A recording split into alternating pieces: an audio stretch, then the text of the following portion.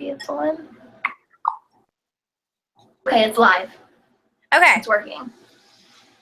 So I guess we just go start on these. Okay. Hi, Lauren. Hi. So I found tools that we could use for this year, and I want to share. So I'll start with the first one. Let me bring up the website for you. 1 second.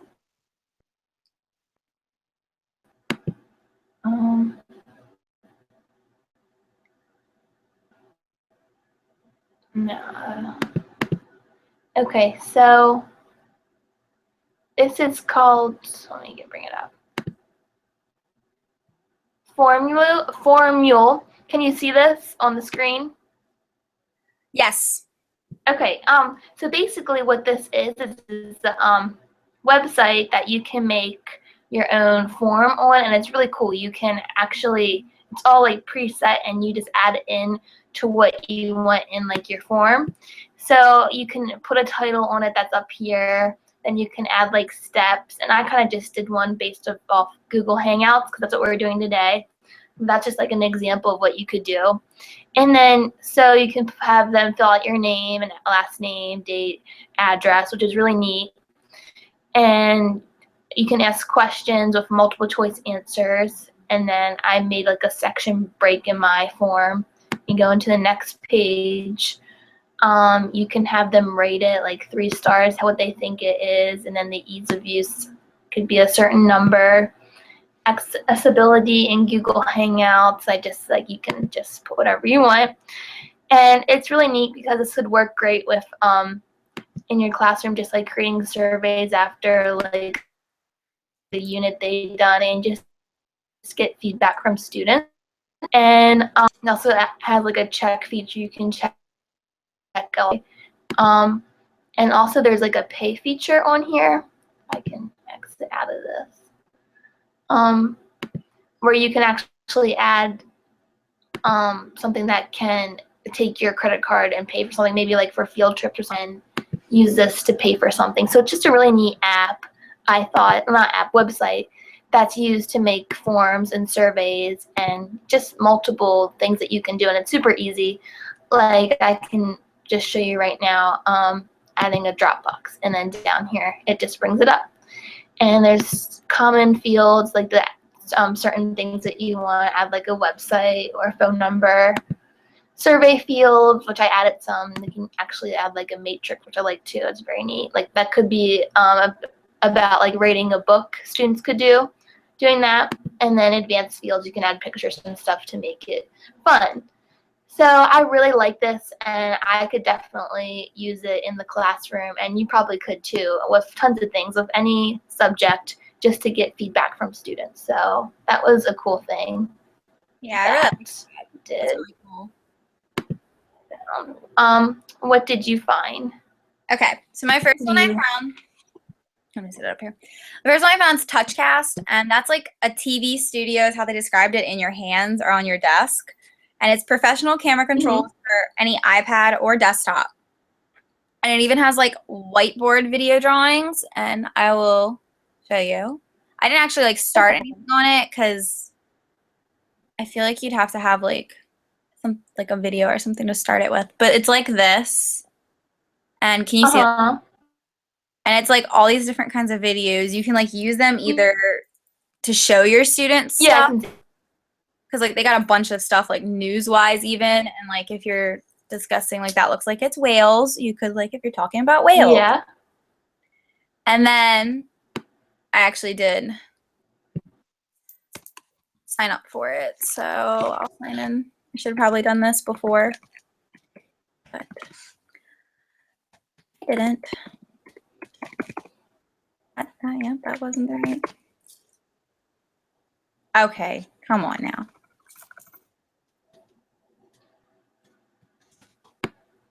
There we go. So when you go into your account, you have like your own channel, and you can like, when you go on that, It shows you any followers you have, so you can have like all of your students follow you, so that way they can see any TouchCast you put up and anything that they need for class. Like you could do your homework from there, or you could have like the flipped classroom where you have like a video online that they have to look at, and then they come into class to work and practice. And then you can look, and they even have like a for education section where you can find different things like about education. You just look through, and they have all these different, they have teacher training resources where you can find like different things to help teachers. And they even have like lesson plans, because I went through and looked at these. And a lot of them are like older grades than what we're going to be teaching. Really helpful. But like, oh, and they even have like plans. Wow. Yeah, like they still have lesson plans. Like because like if we do have a grade that's up here that we need help with something, maybe we can find something for elementary school students, and maybe like 6th or 7th grade would work. So I thought that was really, lesson plans I thought were always helpful. Yeah, I really like that. I would use that in my classroom, and just like to share news. It's a good website for them. And I like the videos. I give multiple videos to show. Yeah, it's like multiple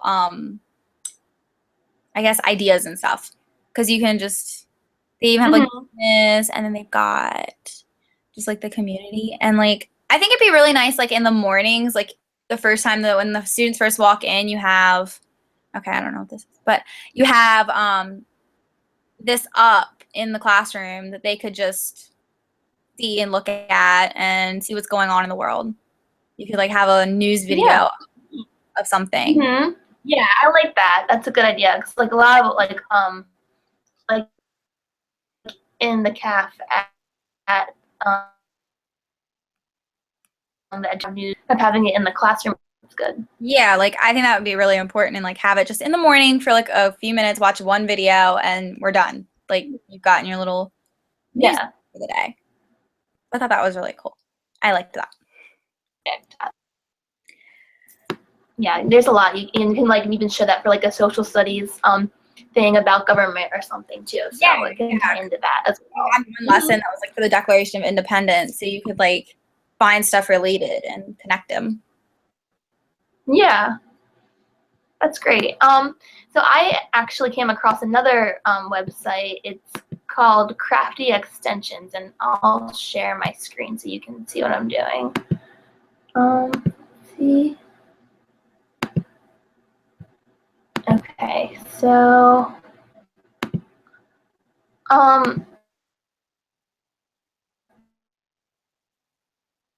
Google it and download it as like an extension, which extensions basically just go in like the right corner over here in your screen. And I'm actually on Safari, but you would use it on Google Chrome specifically. And so this one, the first one, Crafty Writes, is basically something that we kind of talked about earlier today in our class about like common Creative Commons with like sharing and copyright issues. So this is an extension that you can add, and it will only look for images that are available for public use, and they're labeled for reuse only. And like this one, it just shows cats that you can pick these pictures, and they're able, and anyone can use them for the public, and their copyright has been done that you can use it. So that's really good for students, and it helps a lot, so they don't have to worry about if they just chosen something that wasn't for them or they couldn't use. So that helps a lot in the classroom. So I really like that. And then the next one, it's called Crafty Levels. And for this,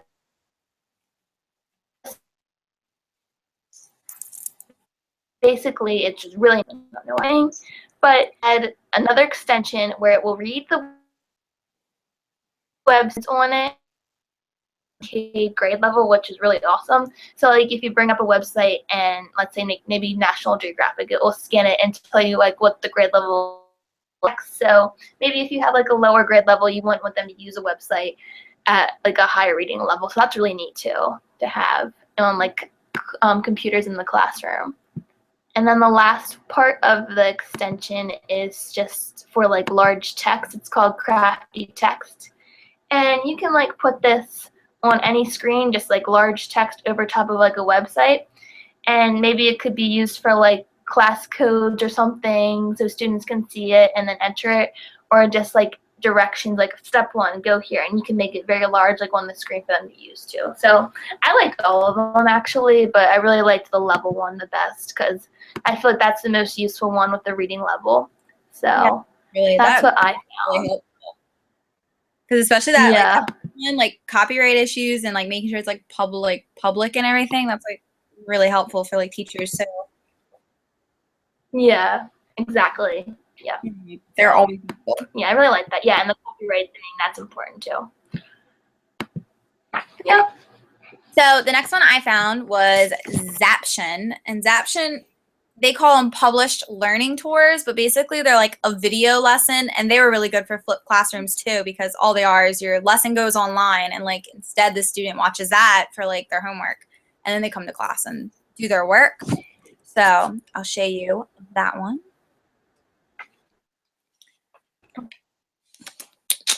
Share this, and then okay, can you like see this? Yeah.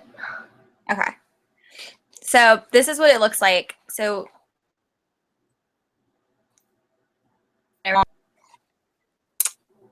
you get like this, and you can like create a new tour.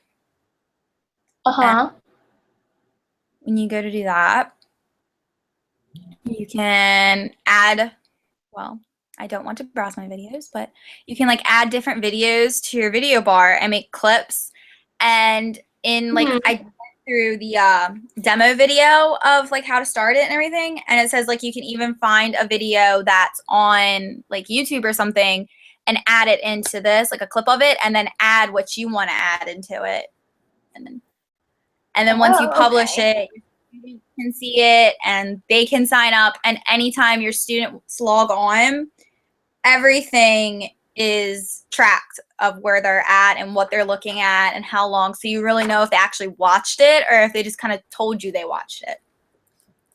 Because everything gets like monitored on there, and every move every student makes, everyone knows. Like the teacher knows, and like Zaption holds on to it. Yeah. So that's really cool. And you can like organize them all into your different collections. Like if you have like units that you're working on and you do like a video lesson for one of your lesson plans in that unit, you can like have it into like a folder in here for your lesson. Oh. Yeah, it's really neat. Wow. I thought this one was really cool. I kind of like this one more than TouchCast. Yeah, I like it a lot. And then kids would like have a lot of fun, like just making videos and stuff. And I like that you can also see every move that they make on it too. That's math too, that you can watch what they're supposed to be doing. Yeah. I thought that was really nice because you can monitor them and know really if they're doing their homework. Because I feel like a lot of students will just tell you they did it. Yeah, definitely, but not really. So that's good. Yeah, that's really important. And that's fun too. It's like different from like a worksheet. They can actually like make a video for anything. Yeah, like, so that's more entertaining. Like you can make the video their project and then like just add on from it. Okay. And then I also found another one. I'll share my screen with you so you can see it. And this one is called Scholastic Book Wizard. Can you see it on here? I think it's coming through. Okay. Okay, yeah, it is. I was just making sure. Okay, so this is a really cool thing from Scholastic that they do. And basically, let me go back to the main thing. You can search through different books, and there's like so many filters you can do it through. I kind of just did one, like searched a book for like a 6th grade level, and you can do which is like the A, B, C, and the DRA, and then the Lexile measure, which is the numbers. So you can do it that way and search different books. So if you have like a student that's maybe in like 4th grade, you can, let me change it. I'll do 4th grade to like, change it. Well, anyways, I just did 6th grade. So you can like find a book that's on a 6th grade level, down here, and then you can even filter even more by like genres and what types. Like you can do action and adventure heroes, and that would come up. So it's just very I guess specific in what kind of book you read, which is great for kids. So they can like level and a genre that they like. So I thought that, and because even like I just picked action here, then that goes down to down here, and there's genre, series, interest level, and you can actually buy these on the side right here. It says add to cart, so you can even buy the books that you see too, or you could just add it to a book list that you want to read. But it's great for teachers that are teaching reading and they don't know exactly what book to get for their students, and they need to know it by their grade level, so they can first search by that and then narrow it down by like genres and stuff. So I really like this a lot, and I could definitely see using it in the classroom, and even in like my guided reading class too. We're doing reading assessment, and it's great to find books for students, and especially on their grade level and their interest too. So I thought that was really helpful that we could use. Yeah, that is really helpful. That's really helpful to like build your classroom library, because like I never know what books are on what level and everything. So like that really kind of narrows it down. You know what you're looking for. Yeah. Okay. Yeah. So those are basically all the tools that I was able to find today. But all of them can be used, and I'll definitely be using them in my future classroom. Yeah, like me too. Like I think that book thing is like really helpful, and I think like video lessons would be really cool to try, at least with my students, and see what they think of it and how they respond. Yeah, and I like the news thing too that you added. Like I really like the idea of like having it running in the morning too, and that's perfect because they can actually like watch maybe multiple news going on and stuff. Because some kids don't get that. Yeah. So that was all that I found. Hope information for you as a teacher, future teachers. So that is it. But it was great talking to you off of Google Hangouts today. So, yep. Okay, well, I'll talk to you later. Okay. Bye. Bye.